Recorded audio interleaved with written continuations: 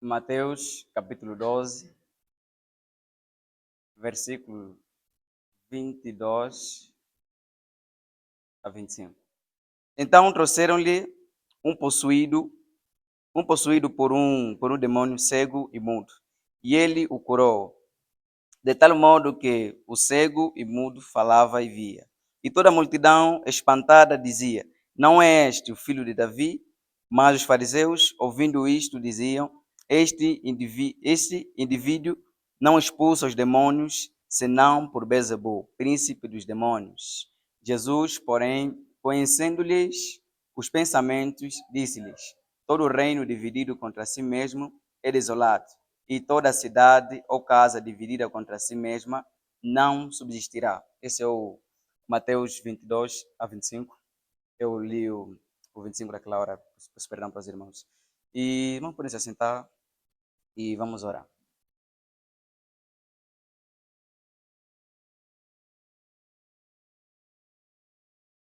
Glorifica o teu nome, Senhor, acima de tudo. Obrigado por mais um momento que o Senhor nos concedeu nesta manhã. Estamos aqui hoje para cumprir o teu propósito, aquela que é a tua vontade. Me reunir e falar da tua palavra, como era costume e sempre será costume para a tua igreja.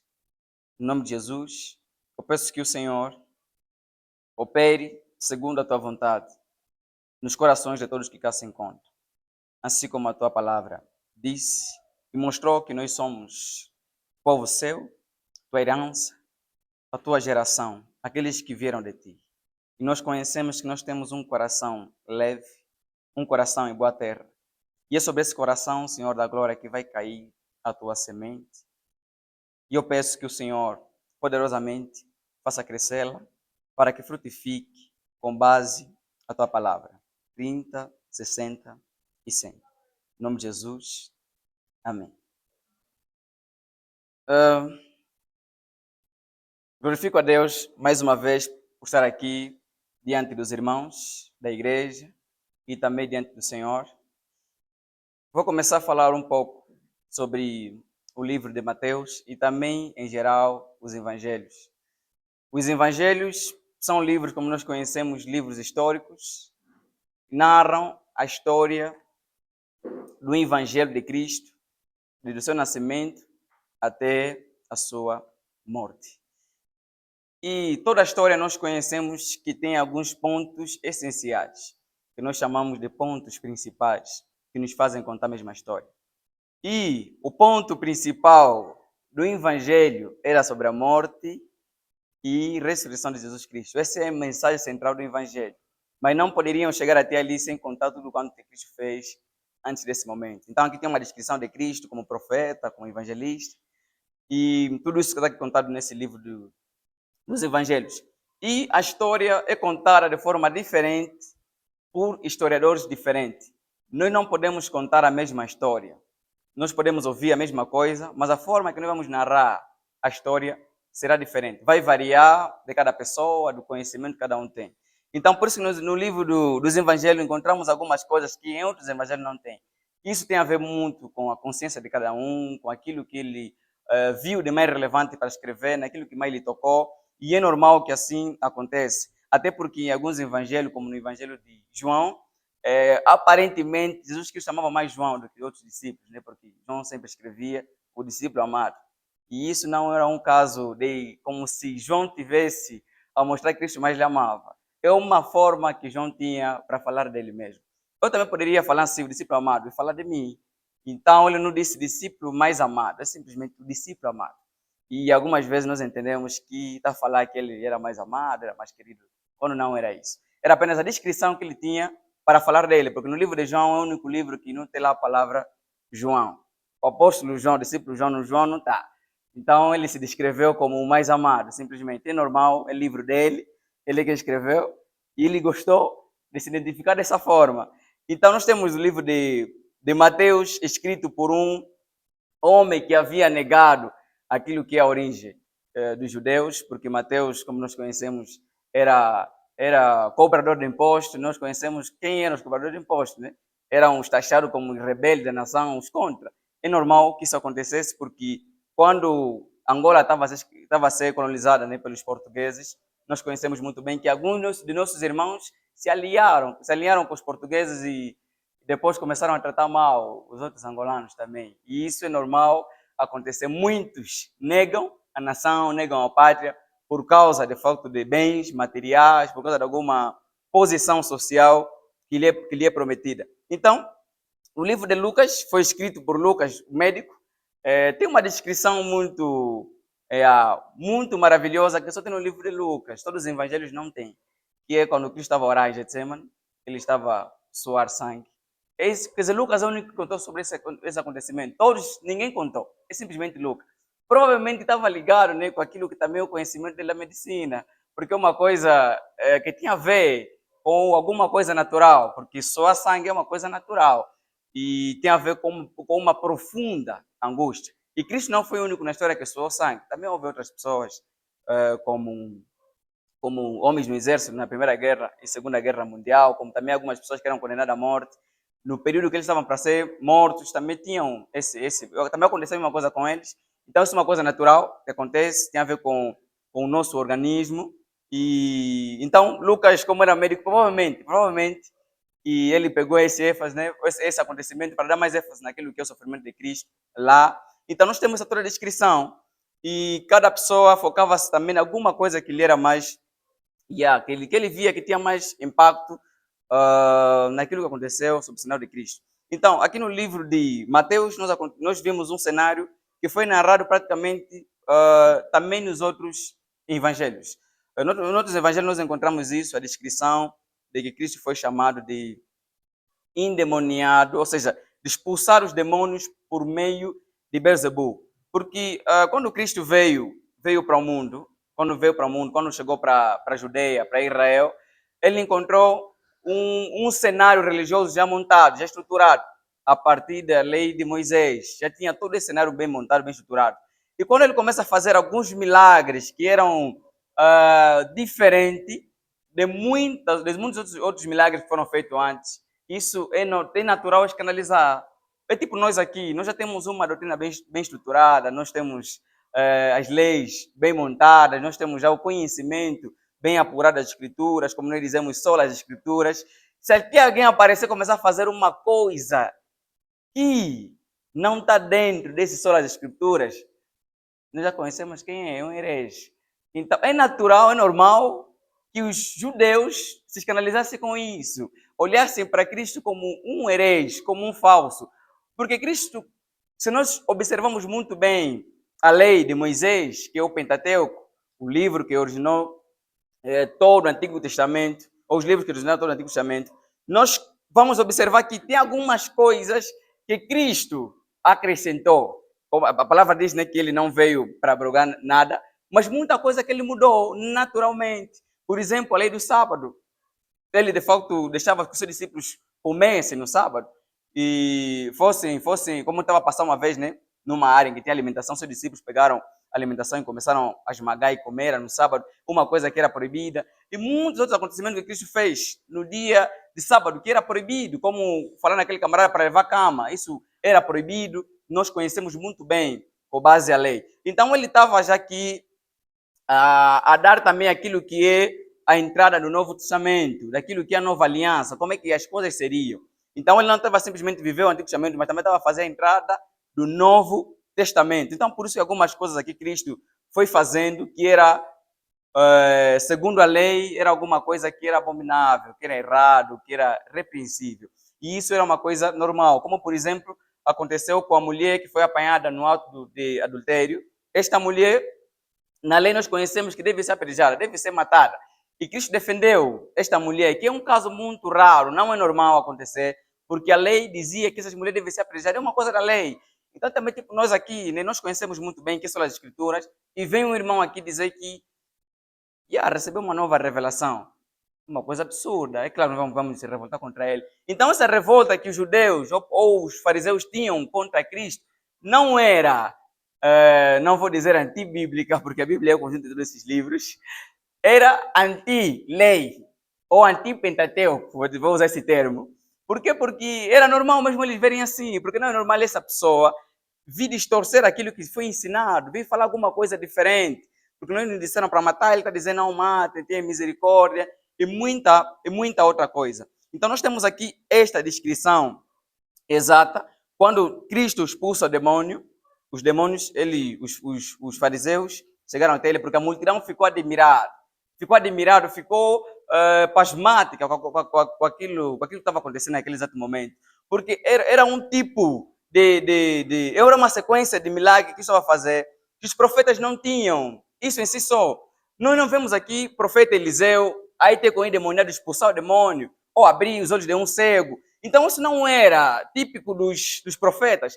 Os profetas eles tinham uma forma muito tradicional, voltada e restritivamente na lei. Então Cristo aqui, a forma que ele estava a conduzir o seu ministério, era uma forma muito diferente. Então ele estava aqui no Antigo Testamento a fazer a introdução do Novo Testamento, daquilo que seria a nova aliança, daquilo que seria a conduta do povo. Então era normal, muito normal, o povo se escandalizar. Como já havia dito aqui, né? O irmão Raul, que nós conhecemos muito bem nas Escrituras, que isso tudo era o propósito de Deus. Então o Senhor estava fazendo todas essas coisas aqui. Era normal que Cristo escandalizasse aqueles que não são eleitos, aquilo que é o povo judeu, porque era um dos propósitos na qual Cristo veio. Para quê? Para escandalizar mesmo esse, como o Senhor disse, que eis que eu coloco uma pedra de tropeço em Sião. Então, pedra de tropeço é para tropeçar. Pedra de tropeço não é para saltar, é para tropeçar. Então, Deus colocou mesmo Cristo para fazer cair o povo de Israel. Isso é bíblico, nós temos de aceitar isso, porque isso é bom para nós, os gentios, porque se isso não acontecesse, nós não estaríamos aqui hoje reunidos. Então, esse todo acontecimento aqui de Cristo espantou, de facto, os judeus, espantou o povo de Israel sobre esse acontecimento, por isso que disseram que você não expulsa os demônios, senão pelo poder de Beelzebul, pelo poder do diabo. E aqui onde Cristo fala para eles que todo reino dividido contra si não prospera, não cresce, não avança. Toda casa dividida consigo mesmo, contra si mesmo, não prospera e não avança. Essa é a mensagem central que nós vemos em muitos outros discursos que Cristo fez com base a sua igreja e o seu povo. Mostrou aqui para eles alguma coisa semelhante do que havia acontecido já no livro de Êxodo, livro de Êxodo, capítulo 2. Vou ler aqui o Êxodo.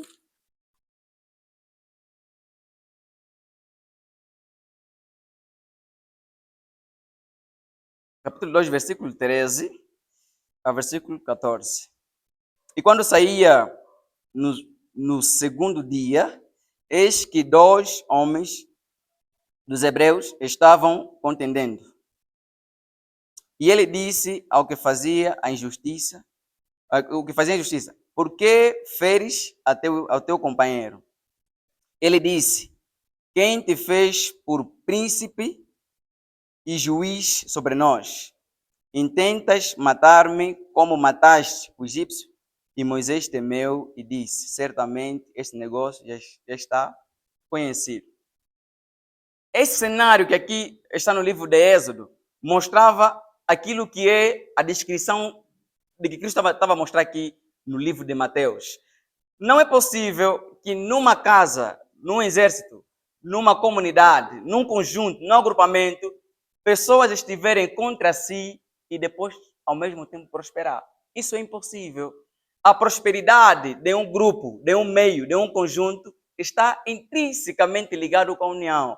Se você separar a união do conjunto, o conjunto não existe, não prospera, não avança, não vai em frente. Então, o que Cristo vai mostrar para eles é que, tá bom, já que eu expulso os demônios por causa do demônio, então, quer dizer, então os demônios estão a existir para quê?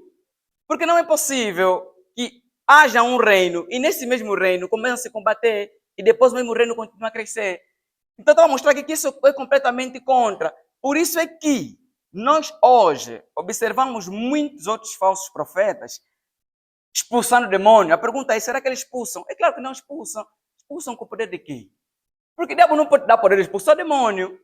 Então, aquilo que acontece tudo com os falsos profetas, de simulação de expulsar demônio, de cura e tudo mais, é uma coisa que está ligada com algum ritual, que não tem nada a ver com libertação. Porque nós conhecemos que a libertação do Espírito foi concedida para Jesus Cristo, como ele disse que me é dado, isto para libertar os cativos. É isso, Cristo é o único que tem o poder de libertar os cativos. O diabo nunca vai libertar alguém que estava algemado sob as trevas, estava encurralado nas trevas e depois é libertado por um falso profeta. Isso não existe. O diabo não ama ninguém. A libertação de alguém está ligado com o amor, com a paz. Então o diabo não tem sentimento com ninguém. Então é impossível que um falso profeta faça a obra. Então o que existe é o quê? É uma fachada, é alguma coisa de simulação. Porque na realidade é que Cristo mostrou aqui que não é possível de que um reino seja dividido contra si mesmo e venha prosperar. E o mesmo acontecimento que está aqui no livro de Êxodo demonstra que o povo de Israel nós conhecemos que estava numa escravidão de muitos anos, aproximadamente 400 anos como nós conhecemos. E depois, é nesse mesmo momento que Moisés estava com um espírito de querer fazer alguma coisa diferente. Já havia matado um egípcio e depois chegou, encontrou os irmãos lutando e defendeu, acudiu os irmãos e mostrou para eles que vocês são irmãos. Então, esta palavra de irmandade que Moisés estendeu ali nesse conflito é para fazê-lo refletir sobre um propósito. A palavra união não está sempre ligada ou vinculada com alguma coisa do sangue. Não é sempre que tenhamos o mesmo sangue. A palavra irmão também se estende para muitos outros contextos. Por exemplo, nós podemos dizer, ou dizemos normalmente que nós angolanos somos irmãos de moçambicanos. É normal dizer isso. Somos irmãos como? Porque nós falamos a mesma língua. Nós angolanos somos irmãos dos cabo-verdianos. Nós somos irmãos como? Porque falamos a mesma língua. Eu posso ir para a Europa e me encontrar com um africano e dizer assim, não, nós somos irmãos, porque nós somos todos da mesma origem, de África. Então a palavra irmão não se estende apenas no laço sanguíneo, mas também de onde vocês vêm, ou se têm o mesmo pensamento, ou o mesmo propósito de vida. É normal dizer assim, olha, eu sou empreendedor, você é empreendedor, mano, nós somos irmãos. Então, irmãos no quê? No conceito de empreendedorismo, nesse ramo de empreendedorismo.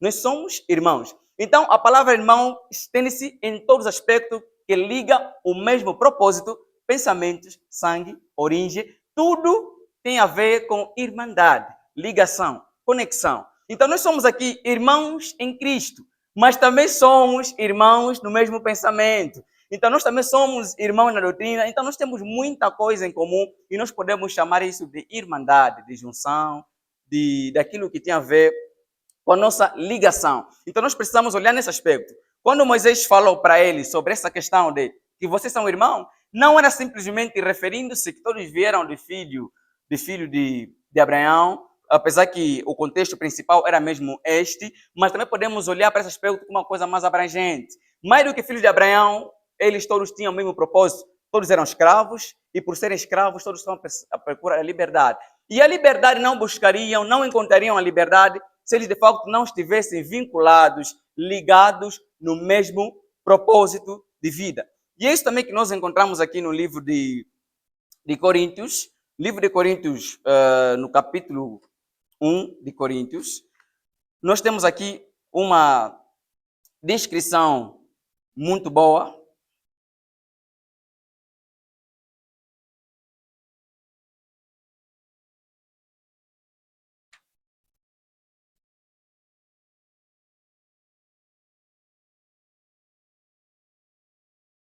Coríntios, no seu capítulo 1, versículos 10. Diz assim: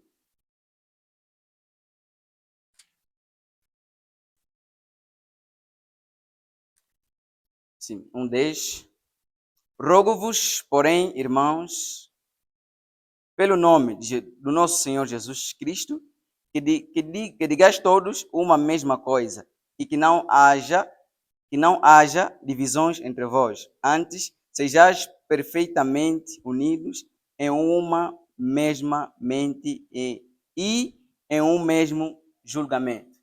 Então, Paulo estava a mostrar aqui a mesma sequência que Cristo mostrou para Mateus, mesma sequência que Moisés mostrou no livro de Êxodo, mesma sequência que está aqui nesse exato livro. Então, isso demonstra o que de fato é irmandade, que é junção. Nós precisamos ter a mesma união. Paulo está a mostrar para eles que vocês precisam estar unidos no mesmo propósito. Quando Paulo fala esta palavra, é porque já tinha algum problema lá na igreja. Qual era o problema? Era divisão de pensamentos. Alguns diziam que eu sou de Paulo, outros sou de Pedro, sou de Apolo, outros diziam que sou de Cristo. Quer dizer, os que diziam só de Paulo, Pedro, Apolo, não sei até como é que eu vou dizer esses irmãos. Aqueles que diziam só de Cristo, vamos, para taxá-los como pessoas tão mais corretas do que todo mundo. Mas, contudo, eles poderiam, de fato, também repreender os outros irmãos e não consentir com esse pensamento de, não, talvez Apolo não só de Cristo e ficar simplesmente assim, mas também repreender esses irmãos. Então, Paulo se apercebeu dessa preocupação. Ele disse para eles que falem todos a mesma coisa. Por que falem toda a mesma coisa? Porque isso está vinculado com aquilo que é o propósito de um conjunto. Não apenas da igreja, mas de um conjunto. Todo conjunto que não tem as coisas em comum não prospera, não cresce, não avança. Porque todo caminho começa a ser traçado com a união. Antes de eu começar a caminhar com alguém, eu preciso primeiramente definir. Não é normal eu pegar aqui um irmão, começar a andar simplesmente. Quer dizer, estamos a andar. Isso quem consegue fazer isso? Aqui mesmo pegou um irmão, uma irmã, estão a andar. É meio esquisito. Antes de começar a caminhar, precisam definir, vamos para onde? Não é normal, eu estou a andar e com o irmão, estamos a andar. Estamos a andar porque estamos a ir para um local. E qual local nós estamos aí? É isso que chama-se propósito, união.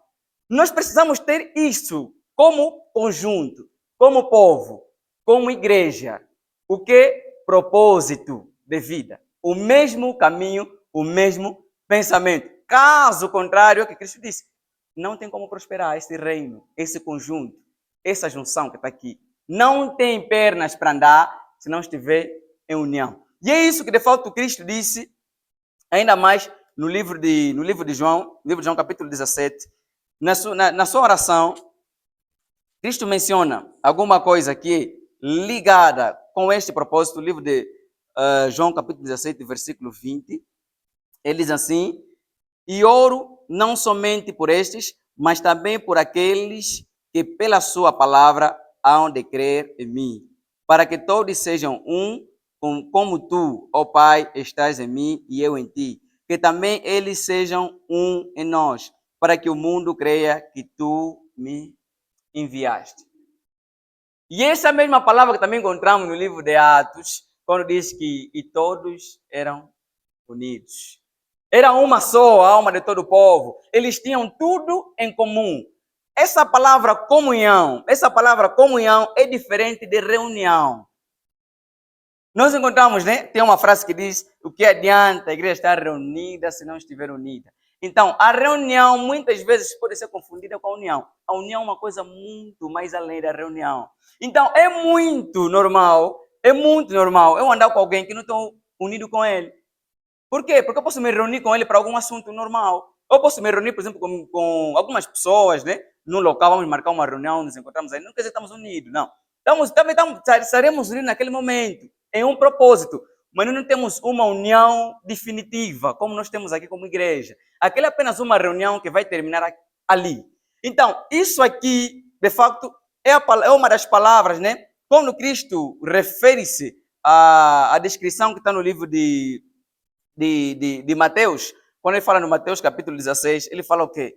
Que sobre esta pedra edificarei a minha igreja, e as portas do inferno não prevalecerão contra ela. Quer dizer, tudo isso aqui que Cristo falou só é possível quando todas as coisas estiverem bem fundamentadas, bem alicerçadas, bem colocadas naquilo que é o seu fundamento, naquilo que é a sua vontade. E, para centralizar bem, né, os irmãos, eu estou a falar, o meu tema de hoje, eu quero me referir sobre competição versus cooperação. Eu quero falar sobre essas duas coisas, competir e cooperar. Então, eu expliquei tudo isto dentro desse contexto para mostrar o que nós estamos a fazer aqui no cristianismo e como igreja. Quer dizer, o que na verdade nos trouxe cá como irmãos e como igreja. Não é possível nós tivermos algum caminho definido, alguma vida definida, se não tivermos esses todos os conceitos em mente e colocados. Porque quando Cristo fala, né, quando Cristo olha para a sua igreja e com alegria, com vontade, com orgulho, e fala que as portas do inferno não prevalecerão contra a igreja, era sobre união. A base aqui central é a união. Por quê? Porque quando, de fato, uma igreja não estiver unida, não estiver junta, não estiver ligada no mesmo propósito, no mesmo pensamento, não é possível que essa mesma continue avante, que essa mesma continue caminhando. Então, é isso que de fato nós encontramos aqui no livro de Coríntios, encontramos no livro de Êxodo, encontramos no livro de Mateus, encontramos no livro de João e em muitos outros livros. A mensagem central é esta. Nós agora precisamos olhar como igreja, olhar para nós e sabermos primeiramente onde nós queremos chegar. Qual é o nosso propósito? Porque nós não podemos estar reunidos aqui sem propósito. Então, qual é o nosso propósito como igreja? O que nós queremos alcançar até no próximo ano ou no final desse ano? Nós queremos, de facto, ser quê? Porque se nós não definirmos o nosso propósito, a nossa vontade, não estiver ligada, unida, não é possível nós prosperarmos. Nós vimos que a questão da cooperação e a competição é uma coisa que tornou-se geral para a Igreja Universal. É normal você ver quando alguém coloca um post no Facebook, um post no seu WhatsApp. Muitas das vezes, né, esse post não é para produzir alguma coisa benéfica para a igreja. Não é porque quer glorificar o nome de Cristo, mas é porque quer simplesmente rebater um pensamento que foi dito com uma intenção de querer exaltar-se dentro dessa pessoa. Porque é muito bom nós fazermos o bem, mas o bem deve estar vinculado com a nossa intenção. Quando você tem uma má intenção, até o teu bem também torna-se pecaminoso. Não é sobre corrigir, não é sobre falar alguma coisa, é sobre por que você fala aquilo. Porque nós olhamos que hoje a igreja tornou-se mais palco de competição do que cooperação. É muito mais normal eu aqui competir com o irmão do que cooperar com esse irmão. Se você encontrar dois irmãos debater as escrituras, é mais sobre quem vai vencer. Quer dizer, isso é arrepiante. Onde é que está Cristo aqui, na nossa igreja, no nosso debate, na nossa comunhão? Onde é que está? Quando você senta, encontrar dois irmãos debater, e você quer olhar, mas qual dos dois vai vencer? Quer dizer, como assim qual dos dois vai vencer? Porque deve vencer a palavra de Deus, as escrituras. Você não pode ver quem tem mais base bíblica. Não, mas é quem está com a verdade. Não é sobre ter base, é sobre ter a verdade. Quando de fato Cristo cura aquele jovem, no livro de João, capítulo 9, aquele jovem se encontra com os fariseus e perguntam para ele, o que tens a dizer do homem que te curou? Ele disse, não sei muita coisa, o que eu sei é que ele é profeta. Lhe apartaram, foram até com os pais dele, quer dizer, o que você tem a dizer sobre o que ele curou? Não, ele tem idade, vamos falar com ele. Chamaram outra vez, fala um pouco. Fez o quê? Não, ele colocou louro nos meus olhos, me falou, vai até no tanque, lava-se, e comecei a ver. E, quer dizer, olharam para ele, né? E quando perguntaram para ele, quer dizer, tá bom. Fala o que tens a dizer sobre esse homem. Ele é profeta. E nós conhecemos que desde o princípio do mundo, ninguém nunca havia abrido os olhos de um cego. Mas ele fez. E nós conhecemos que Deus não ouve a pecador, mas se alguém faz a sua vontade, a este ouve. Quer dizer, aí tem as pessoas que tinham base e os que tinham verdade. O que fizeram os que tinham base? Quem tu és para nos ensinar a nós? Tu que nasceste todo em pecado, vai nos ensinar a nós. Então, muitas das vezes, muitos irmãos estão nesse estado, esse é um estado crítico. Quando houve um irmão que chegou agora da fé, está a explicar um texto de alguma coisa que ele falta, que é diferente, é tipo, irmão, olha, eu terminei. Talvez essa doutrina que eu estou a me ensinar aqui agora, eu terminei toda. Não é sobre você terminar essa doutrina. Não é sobre a tua escatologia que está concluída, é sobre a verdade que esse irmão está a falar. Nós temos de ter um sentimento, um coração sensível, de saber olhar no irmão não como o meu competidor, mas como o meu cooperador.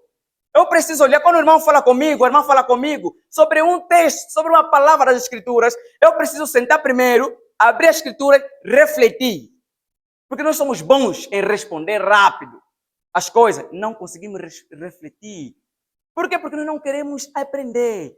Nós queremos fazer o irmão compreender que eu estou certo.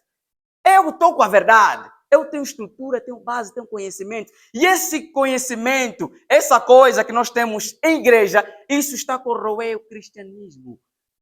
está a corroer a vida da igreja, está a corroer a nossa santificação, nossa justificação, está a corroer a nossa paz, está a corroer aquilo que é eleição, está a corroer aquilo que é o propósito de Deus, porque não podemos ter a justificação saudável, a paz saudável, não podemos ter uma igreja saudável quando há competição entre irmãos e irmãs. Porque como lá no mundo está se competindo, aqui também tem competição. Aquele espírito de querer estar aqui, falar, fazer, também ser ouvido, isso acontece em todos os aspectos. No púlpito, fora do púlpito, em todos os lugares. Nós queremos mostrar que nós temos alguma coisa, que nós somos alguma coisa. Depois no fim vamos dizer, quer dizer, eu falei isso aqui para Deus ser glorificado. Será? Para Deus ser mesmo glorificado? Porque muitas vezes o que está no nosso coração não é a glória de Deus, é mesmo a nossa glória. É mesmo eu que quero ser conhecido como alguém que sabe descrever as coisas, mas não como alguém que quer ajudar, auxiliar o irmão em algum outro ponto. Quando expulsaram aquele camarada, os fariseus expulsaram ele, depois ele se encontrou com Cristo. Cristo perguntou para ele, tu crês no Filho do Homem? Disse, Senhor, quem? Para que eu creia nele? Disse, não, tu já ouviste, esse que fala contigo. Ele disse, creio. Quer dizer, ele não precisou mais de argumento, ele não queria saber de base, se o Senhor distorceu os Pentateucos, eu só queria a verdade, que era Cristo. Então não é sobre muito que nós conhecemos sobre as Escrituras, não é sobre muito que nós conhecemos sobre muitos temas, mas é sobre o que nós fazemos com isso. Quando Deus fala no livro de Éfeso, por meio de Paulo, que o Senhor derramou dom para a sua igreja, para que todos eles cooperassem no crescimento do corpo de Cristo, não era sobre competir, era sobre auxiliar-se. Eu preciso de fato ver uma vocação boa no irmão e não ficar triste com essa vocação. Tipo, olhar o irmão não, e no Senhor, o Senhor também quer para quê? Eu também quero pregar como esse irmão. Quer dizer, pregar para quê? Para quê? Para ser conhecido? Para glorificar o meu? Quer dizer, para quê? Qual é a tua intenção? Eu também quero ensinar como esse irmão. Ensinar para quê, por exemplo? Porque muita coisa que nós pedimos para o Senhor é por orgulho. Não é humildade que nos faz pedir muitas coisas no Senhor. É mesmo o orgulho do teu coração. É a tua soberba. Você quer também alguma coisa. Muitas das vezes nós já fomos convencidos por alguma coisa. No momento, por um irmão. Dizemos assim, não, estou a estudar. Depois voltamos e dizemos, olha, fui estudar. Quer dizer, é mesmo para você só mostrar que eu reconheci, não porque me falas, mas eu fui estudar. Quer dizer, eu entendi lá onde eu fui. Quer dizer, isso é uma coisa muito arrepiante. Estás mesmo bem convencido que o irmão está certo. Tá bom, vou estudar. Depois, olha, crente, fui estudar. Li também alguns livros do fulano. Quer dizer, para tirar mesmo o seu irmão do centro, que não é ele que te ensinou aquilo. Li também algumas recitações de Augusto, sei lá o quê, do fulano X. Também fui um pouco no Spurgeon. E aí vi que falaram a mesma coisa. Então, crie. Quer dizer, você precisa fazer todo esse espetáculo para entender que o irmão estava certo. Isso é perigoso. Nós não podemos ter isso por essência. Se nós continuar com esse sentimento no nosso coração, irmão, nós não temos lugar para ir. Essa nossa reunião aqui no domingo, voltar aqui na terça, quarta, quinta, sexta, sábado, não tem nenhum impacto nenhum se eu não estiver cooperar contigo. Nós precisamos ter o sentimento, o mesmo sentimento que houve em Cristo Jesus. De olhar para os seus discípulos que foram pregar o evangelho, fizeram um milagre e voltaram, e o Senhor se alegrou. Não é sobre, se eu também fosse convosco, eu moveria. Aquilo era lua e sol me acompanhar. Não é sobre espetáculo. Não, mas é sobre o reino de Deus. É sobre operar. Nós precisamos ter isso. Não é sobre manifestar as coisas. Eu estava falando com um descrente, preguei isso, aquilo ali. Tipo, e assim, você que me convencesse assim, se eu estivesse lá. Também lhe abriste o texto fulano? Não abri. Abriste o outro. Olha, se abrisse esses três, quer dizer, isso aqui. Isso é o quê? Isso você parece que tipo tens uns 4, 5 textos chaves. Quando abre, não é sobre você. Não é sobre o que você tem. Nós precisamos olhar nos irmãos não como nossos adversários, irmãos. Nós somos irmãos. Somos famílias, somos amigos. O propósito é o mesmo. Essa luta que Moisés acudiu, até agora está acontecendo. Se for assim, nunca sairemos do Egito. Aqui estamos mesmo até toda a morte. Até a morte nos encontrar. Se você de fato começar a olhar aqui na tua irmã como adversária, porque hoje nós já temos coragem. Hoje nós temos coragem de ouvir um descrente falar mal dos nossos irmãos e dizer, pai, também noto isso. Quer dizer, isso é uma coragem terrível, isso. Eu também ouvi que estavam falando mal de um crente. Olha, vosso irmão se comporta muito mal. O vosso irmão se comporta muito mal. Vê como ele falou para mim, olha como ele ouviu, olha o que ele ouve, olha o que ele sente. Quer dizer, vocês objetivo, o teu objetivo você é descobrir o teu irmão. Não, tá bom, ele também é humano, tudo mais, entende, tudo mais. Entende, né? Ele errou, ele falhou, é normal. Né? Não é que ele já é assim, eu conheço muito bem essa pessoa, falar, defende o teu irmão. Não minta, mas defende o teu irmão. Mas o que acontece conosco? Estou a ouvir falar mal de uma irmã, quer dizer, é descrente. Não é crente, descrente. Falar mal do teu irmão e você chegar lá e é isso, ela é terrível. Quer dizer, você continua a contar. Sabe o que você vai fazer? Você precisa ter uma coisa na tua consciência. Não é a irmã, é Cristo que está sendo destruído ali naquele momento. Por quê? Porque ela sabe que é cristã. Quando uma pessoa tem uma consciência de que essa aqui é cristão, você precisa se preocupar, porque Jesus disse na sua palavra que o meu nome está sendo blasfemado nos gentios, nos descrentes, por causa de vocês. Porque nós que levamos a palavra de Deus, nós que levamos o nome de Jesus, irmãos, quando você ouve um irmão a ser falado de uma forma negativa, não coopera com aquela pessoa, procura justificar um pouco o irmão, porque o irmão tem o nome de Cristo em si. Quando, por exemplo, essa pessoa, você cooperar com ele, então vai cair aqui na cabeça das pessoas. Epa, hoje os cristãos são embora como nós. Quando as pessoas falam que cristãos são embora como nós, então a palavra que Cristo disse que vós sois o sal da terra, ali do mundo, vai para onde? Somos como eles. Porque você não ganha nada, nem Cristo se ganha, nem você se ganha, ninguém ganha na igreja. Todo mundo aqui começa a perder, porque nós precisamos ter o espírito de união. É sobre essa oração que Jesus fez lá, quando estava com o Senhor. Que eles sejam um, assim como eu e tu. Não veio tipo Cristo a vir criticar aqui, vocês creem no Pai? Não viram o que fez lá, no Antigo Testamento? A destruição que ele fez? Quer dizer, eu não vejo Cristo a fazer isso. Lá é o Pai, não é eu. Eu aqui quero começar uma nova coisa, eu quero morrer por vós. Lá o Pai fez isso e aquilo destruiu o povo, matou, muito sacrifício. Não, Cristo não é isso. Cristo veio aqui justificar o Pai, falar do Pai. Veio falar bem do Pai, veio cooperar porque estavam em união, estavam em sintonia. E quando de facto não há isso na igreja, nós teremos uma igreja completamente morta. Só vai restar para nós conhecimento, egoísmo. Só é sobre o que eu sou, sobre o que eu tenho. Hoje nós agora queremos comparar-nos com tudo. O que era de fato para a cooperação virou para competição. E muitos irmãos aqui sofrem mais na igreja do que lá fora. Quer dizer, aqui tem tudo para se frustrar. Outros buscam refúgio até nas pessoas descrentes, vizinhos. Quer dizer, até parece que o vizinho lhes compreende mais do que um crente.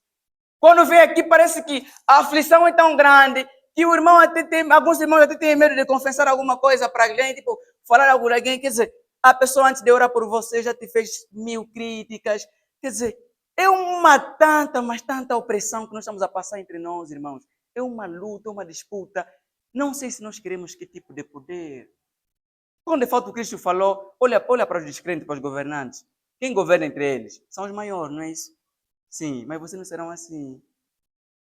Se alguém quiser ser mais visto entre vocês, seja o mais invisível.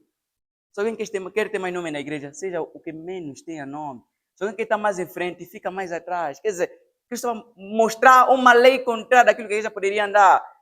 Se alguém quer ser maior entre vocês, faça o que eu fiz. Sirva os irmãos. Nós precisamos saber que se a igreja não tiver a crescer, irmãos, o problema vai afetar todos nós.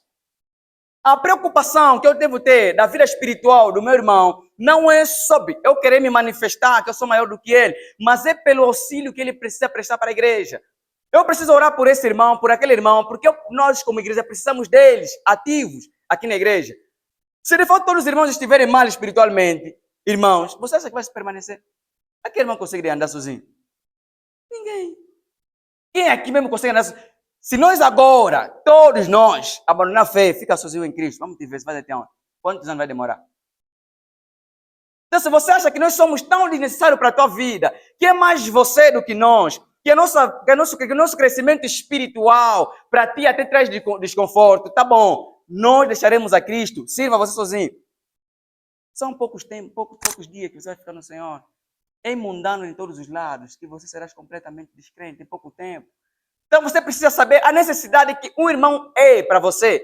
Como Elias correu até no monte e clamou para o Senhor, todos se deixaram, restou apenas eu. Quando Deus falou para ele que não é só você, também reservei muitos.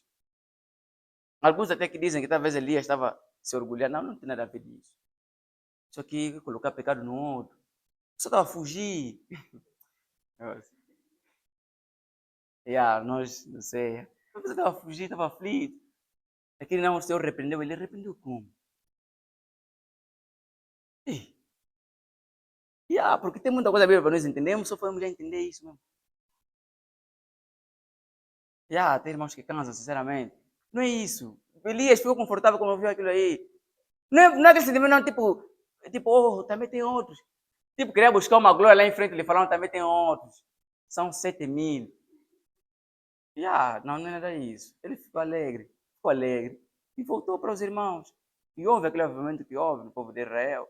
O Senhor derramou o seu poder dentro de todo mundo. É isso. Porque nós não podemos se sentir bem, irmão. Você não pode se sentir bem. Quando o descrente olha para você e fala assim, você é muito diferente da tua igreja. Não é para você alegrar, que tipo, eu gosto mais de você. Não é boa coisa isso aqui, não é boa coisa isso. Não é quando de você dobrar o joelho, glória a Deus. Não! Chora pelos teus irmãos, porque você precisa que todos os irmãos tenham o mesmo testemunho. Esse sentimento de Cristo. Aquele sentimento de que te elogiaram só você, se alegraste, fosse dobrar o joelho, Senhor, obrigado. Por quê? Não, sim, obrigado por... Você vai ficar naquela oração do fariseu, por ser diferente. Vai falar isso. Obrigado por quê? Você chora pelos teus irmãos. Não é normal, de fato, alguém, um descrente, olhar para mim e me falar que, sei lá, você é mais decente da tua igreja, você se veste muito bem, você não me escandaliza.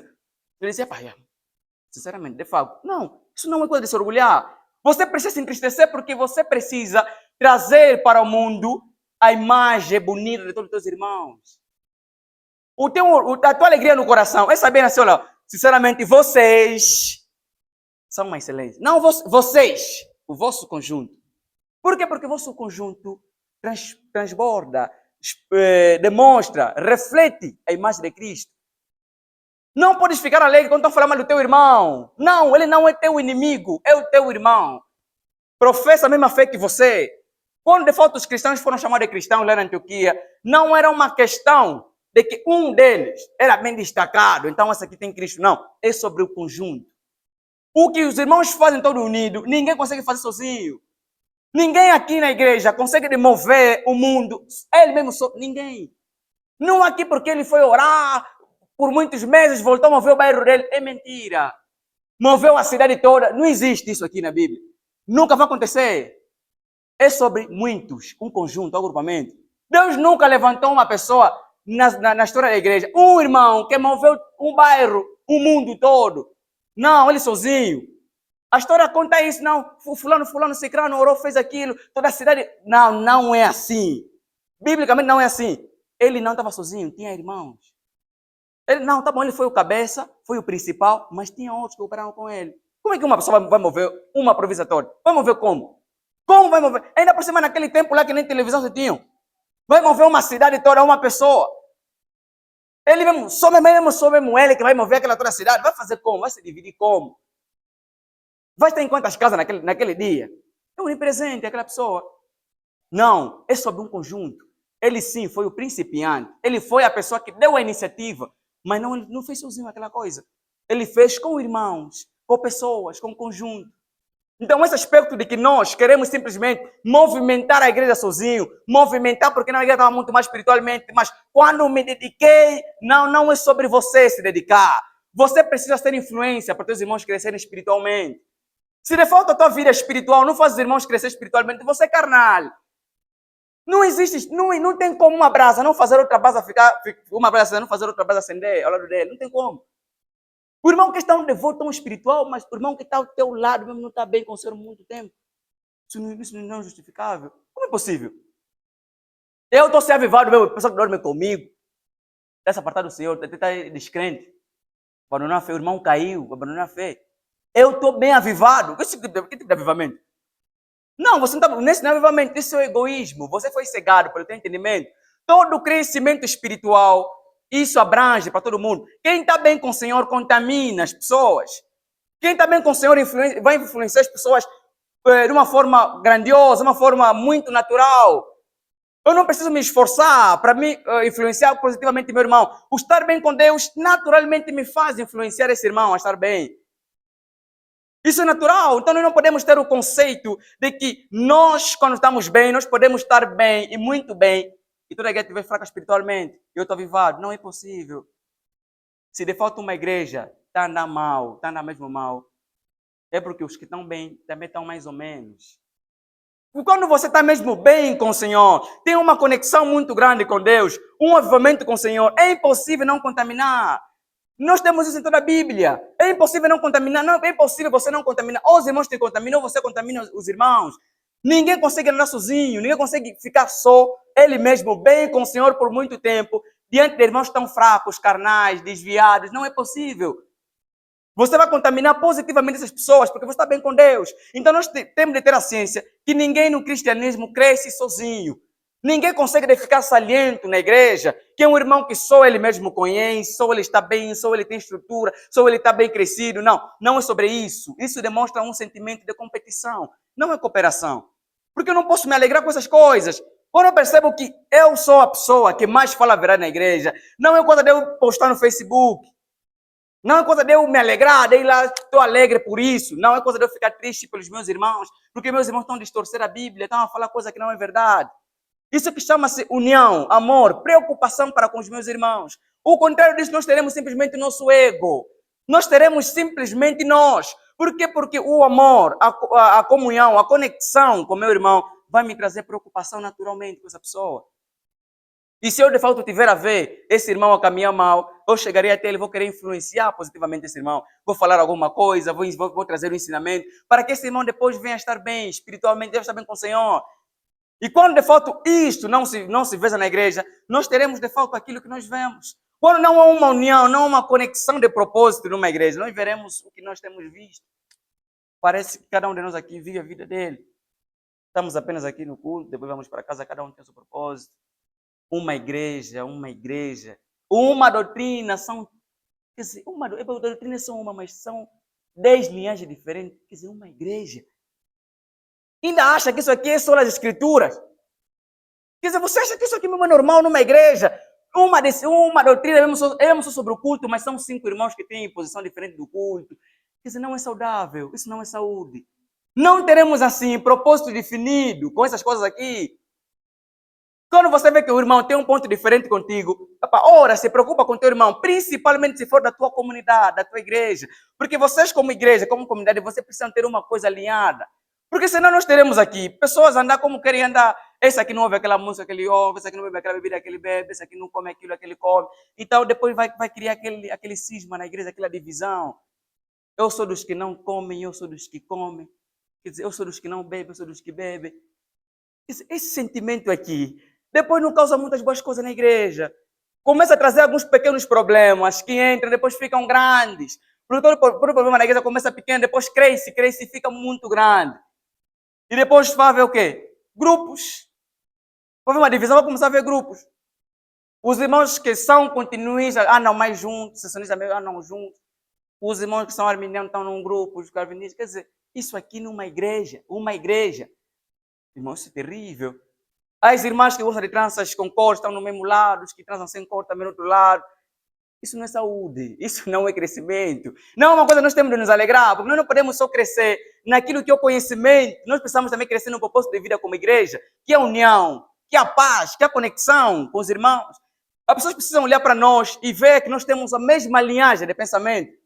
Não, os irmãos dali, eles creem assim, andam assim. Nós precisamos ter isso, porque isso aqui que é saúde, é que é doutrina, é que é ensinamento, é que é o propósito de Deus. Cristo morreu para nos unir, para nos tornar um no Senhor. Não é para fazer de nós pessoas que andam individualmente.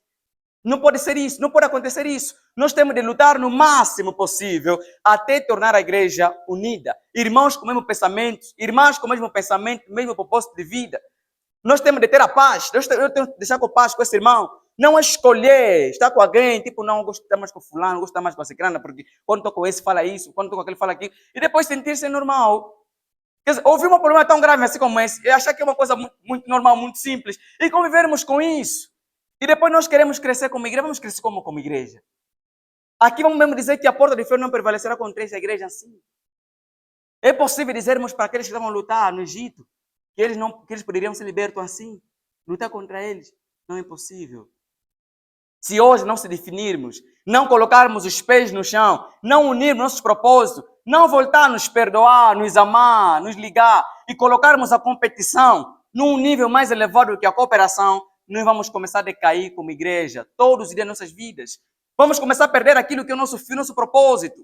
Não é sobre quem fala mais, não é sobre quem ora mais, não é sobre quem tem mais. Não, mas é sobre ajudar, sobre cooperar, sobre trazer a tua brasa acesa para outros irmãos também serem acesos. Temos de ter essa preocupação que o mundo não tem. Por quê? Porque eles são dispersos, cada um vive a sua vida. Nós precisamos ter a nossa vida vinculada a nós mesmos. Nós precisamos ter o nosso conhecimento, a nossa conexão ligada conosco. Nós não podemos ter a mesma conduta, a mesma cultura que os descrentes têm de desligar-se um dos outros. Eu tenho de ter a máxima preocupação com os irmãos, saber defender meus irmãos, saber ouvir meus irmãos, saber entender o que de fato ele tem para falar para mim. E ouvir, quando o irmão traz um conhecimento, quando uma irmã traz um ensinamento, quando uma irmã traz uma dificuldade, eu não preciso de fato humilhar essa pessoa, porque humilhando essa pessoa estou humilhando a Cristo, estou humilhando a igreja, estou humilhando aquilo que é o meu conjunto. Porque você não pode se alegrar quando o irmão está decaindo cada vez mais. Ou viste mais o que ele fez, viste mais como ele está. Não, não é sobre ver mais, sobre ouvir mais. Esse sentimento aqui não é nosso, não é do cristianismo. Sobre viste mais o que ela fez, o que ele fez, ou viste mais onde ele foi, olha mais a heresia, que ele não é sobre o que ele falou, é sobre a preocupação, porque ele e teu irmão estão no mesmo propósito. Vocês dois querem ver Cristo. A palavra aqui é Maranata, ora vem Senhor Jesus. Cristo não pode voltar a nos encontrar assim, cada um com o seu próprio conceito. Porque outros vão vir na terça, outros na quarta, outros na quinta. Não é sobre isso. É sobre aquilo que está unido, conexão espiritual. Se de fato uma igreja estiver conectada espiritualmente, irmãos, é impossível não haver um crescimento natural. Isso é impossível. Eu de fato tiver o mesmo sentimento que todos os irmãos que estão aqui. Os mesmos irmãos também tiverem o mesmo sentimento. Isso é impossível não cooperar, não crescer. A igreja é um relacionamento, assim como o relacionamento de casais. Não podem dois casais crescerem os dois se tiverem desavença, não existe. Um vai trair, um sei lá vai fazer o quê, vai haver briga. Não é impossível, nós somos irmãos, temos de nos relacionar. Temos de ter aquela conexão de irmandade, de união, de ligação. Não é sobre excluir, não, nós temos de juntar, de unir, de estarmos completamente preocupados um para com o outro. Se isso não houver, irmão, vamos esquecer propósitos. Para depois não começarmos a reclamar lá em casa, porque não, a igreja já não é mais a mesma como é, porque você não tem propósito de vida, vocês não têm nada em comum. Não tem, não sabe se o próximo domingo será como, se vamos fazer o que mais como igreja, não temos nada. Cada um de nós vive a sua vida como quer viver, cada um anda como quer andar, cada um de si mesmo tem no seu próprio conceito que ela quer ser. Eu sou assim, ponto final. Eu entendi assim, ponto final. Eu tenho isso, ponto final. Não, eu falo isso, ponto final. Eu sou mesmo assim, já vim assim na fé, vou ficar mesmo assim. É isso. O nosso individualismo mata completamente a igreja. O nosso particular, aquilo que é individual para nós, mata a igreja. Você não pode ser o que você era antes. Se você lá, antes de vir aqui na igreja, era uma pessoa que, eu não fui muito de andar. Não é sobre você não ser muito de andar. Eu não sou muito de me juntar com as pessoas. Isso é terrível. Eu não sou muito de me conectar. Não é sobre você não ser muito. É por isso que você se converteu. Aqui é a Bíblia. Se a Bíblia falar para você, liga-se com o irmão, liga-se. É mandamento. Se a escritura te falar, se começa a visitar, começa a andar. Não é sobre, eu sempre fui uma pessoa que cresceu em casa. Não é sobre o que você cresceu lá na tua casa. É sobre o que você deve ser segundo as escrituras. Porque eu não tenho muito até de pedir nos irmãos. Não é sobre você não ter muito. Você veio na igreja, encontrou doutrina, encontrou Bíblia. Você precisa agora rever os teus maus hábitos que você tinha antes e colocar nas escrituras, rejeitar, deitar para fora. Pegar todos os teus livros que eram contra a fé, queimar, como aconteceu lá na igreja. Você precisa ter isso. Não é sobre o que você sempre foi como pessoa. Ou sempre fui só de ter um amigo. Eu não tenho nada a ver com isso. Se você for só de ter só uma amiga, não tem nada a ver com isso. Você veio aqui na fé. Porque também você foste muita coisa. Também foste de ter muitos namorados. Foste de sair muito. Foste de dormir muito à noite. Por que você não dorme muito fora? Já que os teus esforços fui muito disso. Como você vai tirar essas coisas? Tira tudo, já que você quer assim, no individual, tudo que você tinha antes, traz também. Eu sou muito de ofender, sou muito de falar mal, fica mesmo assim, porque já que vocês muito, nós não podemos ter esse conhecimento, esse sentimento em nós, porque é muito comum ver isso nos irmãos. Não sei, meu irmão, você não vê muito irmão, porque eu cresci muito isolado. Não é sobre como que você cresceste. Não vem com o teu conceito natural da tua vida. Nós não queremos, não é sobre isso que nós queremos saber. Não cumpres isso por quê? É isso aqui. Mas você gosta muito, você, irmão, você se veste muito mal, porque não, é que eu, quando cresci, eu vestia muito mal. Não é sobre o que você foste. É sobre o que você és hoje no Senhor. Nós temos de ter isso aqui, essa conexão. Eu, quando alguém me magoou, acabou mesmo, lhe corto. Não é sobre você lhe cortar. Deus te mandou cortar essa pessoa. Não, ela me chateou. Olha, eu não sou muito de atrás das pessoas. Você, crente, você está falando assim, nós muito de atrás das pessoas. Com base em quê na Bíblia? Quer dizer, qual é o mesmo texto que você leste? Não és muito de atrás das pessoas. É normal ver isso aqui na igreja. Irmãos mesmo se desfizeram porque esse irmão não é muito de reconciliar-se. Isso é perigo. Você, quer dizer, o teu mau hábito lá do mundo trouxe isso aqui. Se você de fato tiver que posicionar alguém que se comportou mal contigo, isso é um posicionamento bíblico. Lê as escrituras como você precisa posicionar esse irmão. Não odeie esse irmão. Porque nós podemos fazer, né? Quando te tiro no meu coração, te tiro. Tá bom. E quando te tiro, te tiro. Esse tirar aqui, está na Bíblia também. Se de fato tiver nas escrituras vinculado com a palavra do Senhor, é normal que você faça isso. Mas se não, você precisa se preocupar, se rever com essas coisas. Não é sobre quando tiro, quando meto. Não é sobre o que você é naturalmente. É sobre o que a palavra não fala. A palavra fala assim, quando você tiver que tirar, tira, o irmão. Mas se a palavra do Senhor não falou isso, você precisa ser obrigado a perdoar, amar, se ligar com esse irmão, a estar sempre com ele. Não importa como é que está teu sentimento, teu coração, a Bíblia te mandou andar com o irmão, que você não está bem espiritual, que você não está bem com ele, anda com esse irmão. Porque os teus desejos, os teus gostos terminaram quando você disse, creio em Jesus. Acabou ali o teu eu não posso, eu não faço, eu não tenho, acabou ali, cortaram tudo isso aqui. O que restou aqui é sobre o que Deus mandou fazer para você. O que Deus mandou fazer para você? Faz, começa a fazer. Não é sobre os teus maus hábitos, a tua vida. Porque eu, como estou com dor de cabeça, eu de criança eu não gostava de falar tanto, então não aparecerei mais ali. Não é sobre o que você era na infância. Que você fosse sempre há muito tempo. Não é sobre isso. É sobre o que está na Bíblia. Nós precisamos ter a Bíblia sempre como nosso livro de regra. A palavra do Senhor mostrou para mim, quando estou mal fisicamente, preciso descansar, então descanso. É sobre isso. Não é como quando eu chego nesse estado, não gosto que me falam isso. Com base aqui na Bíblia? Nada. Não tem nenhuma base, não tem nenhum texto. É que? É o seu ego. E esse ego aqui, irmãos, é que vai acabar com a igreja. Não só a igreja aqui, local, mas a igreja universal. Porque muitas doutrinas que hoje são debatidas não é sobre glória de Deus, é sobre a nossa glória. Eu estudei CRI, ponto final. Licenciei em Trindade. Agora estão licenciados já em Trindade, né? Ponto. É isso. Acabou. É isso que eu li, é isso que eu estudei. Não quero saber se você nem ouve, se você viu agora, está falando a verdade. Não é sobre o que você me fala, é sobre eu li, estou firme. Eu fui em Israel, eu vi onde o Senhor foi sepultado, eu vi. O que está lendo aqui, vi assim a sepultura. Vocês quem? Para me falar que Jesus estava sepultado a 20 metros. Eu estava lá, medi com a fita. É isso. Porque é isso que nós agora estamos a observar. Não é sobre o que o irmão está a falar. É sobre o que eu sei mais do que você. O que eu tenho mais sobre você. O que eu falo mais do que você. E assim, irmãos, a igreja está terminada, está aí para o fim.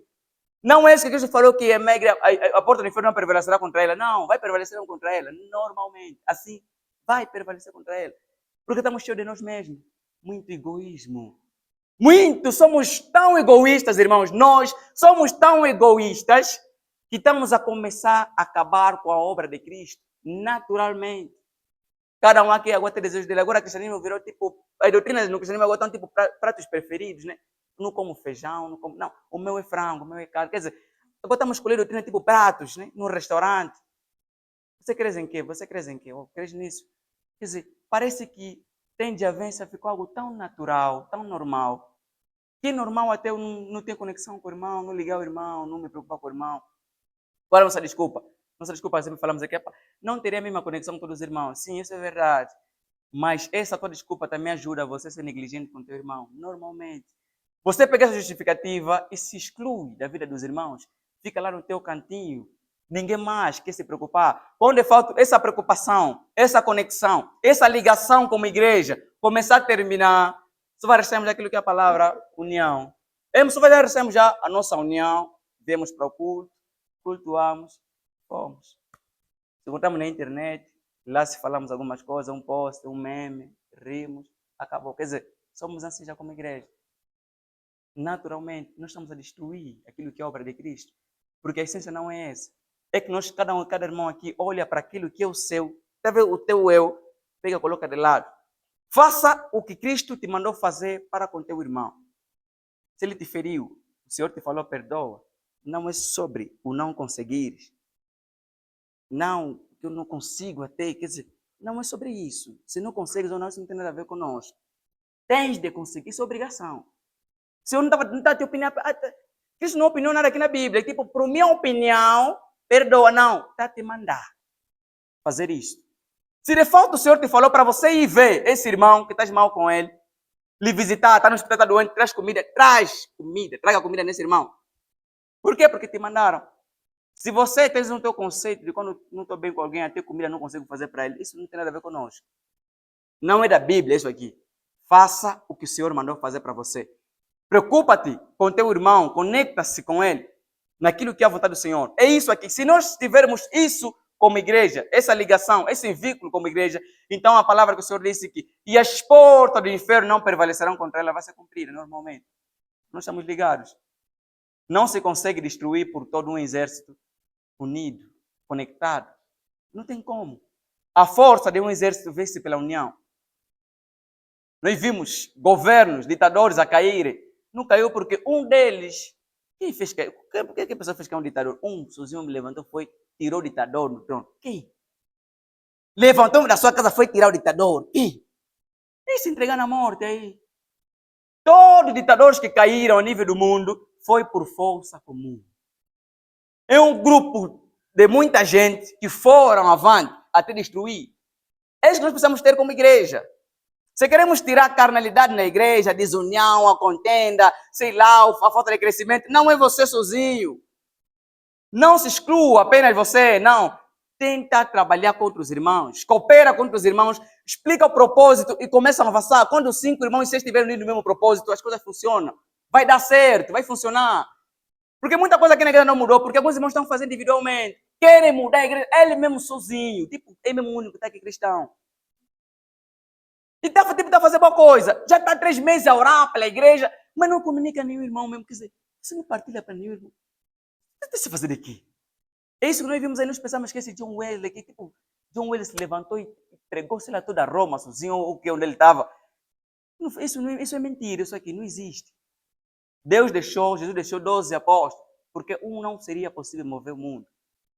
Eram muitos irmãos evangelistas com ele.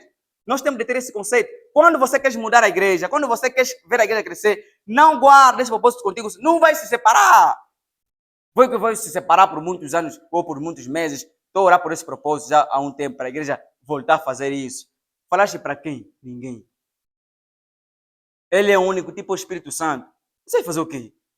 Depois não, até já tem orado muito tempo por isso, a igreja não muda. Não muda porque você não comunica. Você está sozinho. Reúne seus 5 irmãos. Conectam-se. Cada um desses irmãos terá uma pessoa que vai convencer. E cada uma deles já serão 10. Esses 10 também vão indo convencer. É assim que se espalha. Começa com uma e vai se espalhando com muitos. Qualquer movimento pode começar com uma pessoa, mas não é influenciado por uma pessoa. É por um conjunto. O conjunto é que move uma cidade, uma igreja, uma nação. Nós não podemos estar, de fato, caminhando bem num propósito se não estivermos em comunhão. Se as irmãs querem que as irmãs mudem, que as irmãs comecem a ter uma nova rotina, irmãs, não começa a orar no teu cantinho, não tens de fazer nada. Vamos continuar assim. Você precisa conectar, precisa comunicar, precisa reunir. Convence uma, essa uma vão reunir-se. Convence mais 2, 3, 5 irmãos no mesmo propósito, vão indo orando, vão indo convencendo. Pode partir de você, mas depois isso vai se espalhar para toda a igreja. Porque enquanto você guardar isso contigo sozinho, não é possível. Assim também como não é possível alguém ouvir o evangelho sem alguém que pregue. Também não é possível a igreja mudar sem que haja um grupo, pessoas se movendo para isso. Então, se nós queremos ver frutos na igreja lá mais em frente, precisamos sentar como igreja, ver onde estamos a caminhar mal, começar agora a tirar nosso propósito singular e começar a tornar plural, começar a tornar coletivo. Aquilo que você queria lutar sozinho, para depois lá em frente dar um orgulho, partilha já, pega o teu orgulho de lado, partilha já com os irmãos. Não, irmão, estou trabalhando por muito tempo sozinho, não está me dar certo, então preciso da tua ajuda, vamos trabalhar nisso. E cooperam, todos cooperem no propósito do Senhor, na graça do Senhor, nós veremos que a igreja vai crescer naquilo que é bom, naquilo que é bondoso. E nós teremos isso, pelo menos isso que nós vimos nas Escrituras, na palavra do Senhor. A força de um povo consiste na união. O propósito, a segurança de um povo está até onde estão unidos. A nossa união vai ditar o nosso futuro como igreja. Caso não haja união, vamos estar na mesma coisa. Cada um aqui terá propósito individual, sua vida é individual, seus alvos é individual, e nada acontece demais. Não é sobre orar, é sobre influenciar, é sobre fazer, é sobre tornar isso prático, público. Então não ora apenas.